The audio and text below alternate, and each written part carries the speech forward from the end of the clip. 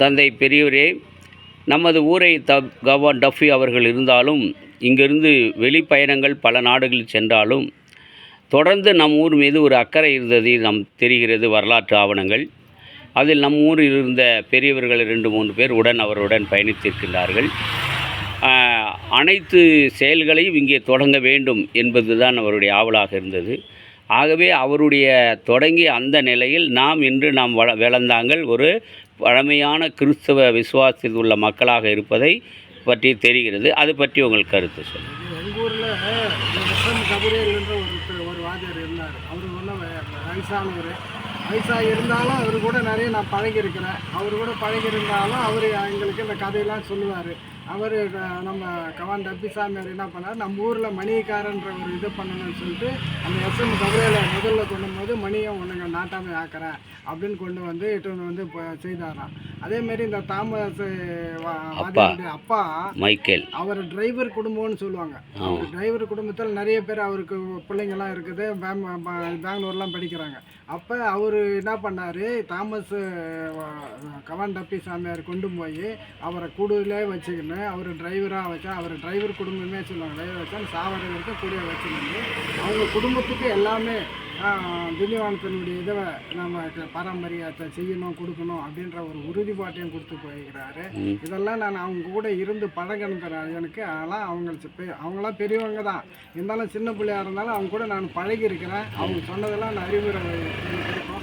அதை வச்சு தான் நானும் என் பிள்ளை. ஆகவே நம்மளுடைய முதல் கிறிஸ்தவம் முதல் கல்வியை பெற்ற இந்த கிராமம் அவருக்கு நாம் நன்றி அறிதலாக நாம் இதை வச்சு தான் நானும் எங்கள் பிள்ளைங்களாம் வளர்த்து அவங்களுக்கும். அப்போ உங்கள் குடும்பத்தில் 2 அருட்கணியர்களை நீங்கள் உருவாக்கியிருக்கிறீர்கள். இதெல்லாம் அடிப்படை காரணம் தந்தை அவர்கள். ஆமாம், இதுக்கெல்லாம் பெரியவங்க சொல்ல அறிவுரையை வச்சு தான் நானும் காரியத்தில் இப்படிலாம் போகணும் கொல்லணும் அப்படின்னு சொல்லிட்டு பார்ப்பேன். இதெல்லாம் நிறைய பேருக்கு நான் ஒரு ஃபாதர் ஆகிறாரு, ஒரு சிஸ்டர் ஆகிறாங்கன்னு நிறைய பேருக்கு நான் ஊக்கம் கொடுப்பேன். எப்படின்னா நம்மளால் ஈன்ற உதவியை ஒரு ஏழை பிள்ளைங்களுக்கோ மற்ற பிள்ளைங்களுக்கோ படிக்க வச்சு இதெல்லாம் எப்படி உங்களுக்கு அந்த உணர்வு வந்தது? இதெல்லாம் இந்த புண்ணியவாதியார், இந்த எஸ்எம் கபிரேல், அந்த டிரைவர், இவங்க அவங்க அதாவது அவர் சாமியார் கூட ரபி சாமியார் கூட பழகினவங்க கூட நான் பழகியிருக்கிறேன்.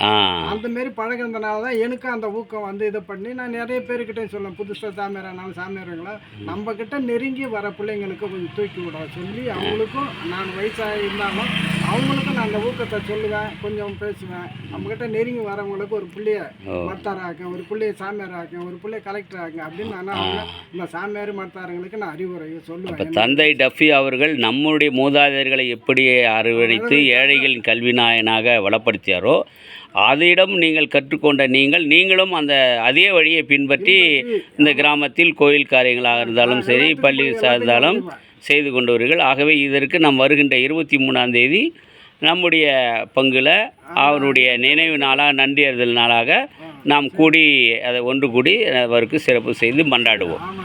நன்றி. எல்லாருமே எல்லாத்தையும் செய்வேன்.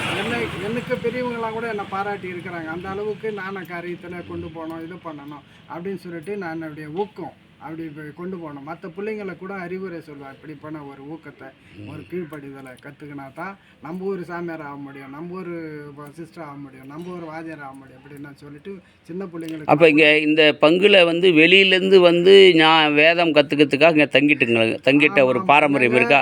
என்னுடைய குடும்பத்தை ஓனந்தாங்கலாம் குடும்பம்னு சொல்லுவாங்க. என்னுடைய குடும்பத்தை அங்கே எங்கள் தாத்தா ஓனந்தாங்கல்லேருந்து இங்கே தங்கிட்டாரு.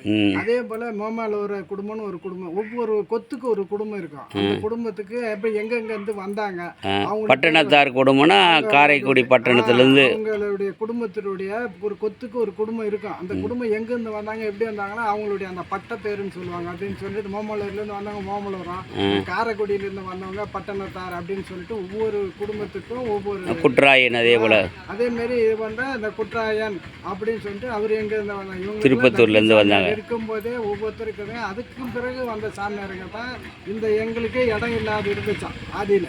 அவங்க தங்கின பிறகுதான் நாங்கள் இருக்கிற இடமே சாமியாராக உருவாக்கப்பட்ட இடம் தான். கபிசாமியாரால் உருவாக்கப்பட்ட இடம். அவர் தான் இடம் வாங்கி அந்த அந்த கல்வியே அந்த பள்ளிக்கூடமே இங்கே கட்டணுன்ற எய்மில் தான் அந்த நோக்கத்தில் தான் எல்லாத்தையும் சம்பாதிச்சாங்க. நிலம் வாங்கி விட்டுக்கிறாரு. இந்த நாங்கள் இருக்கிற இடம் பூரா அவர் வாங்கின இது தான். அவரும் எங்களை கோலாவில் பங்கிட்டு இந்த தங்கி அதில் தங்கிக்க அப்படின்லாம் விட்டுருக்கிறாரு. அதை வச்சு தான் நாங்கள் இங்கே தங்கி அதுலேருந்து வந்து பெரிய ஆச்சு. இதை வச்சு ஒரு எங்களுக்கு சுற்று பிரகாரம் ஒரு 10 கிராமம். அந்த 10 கிராமம் கிறிஸ்தவங்க. நன்றி.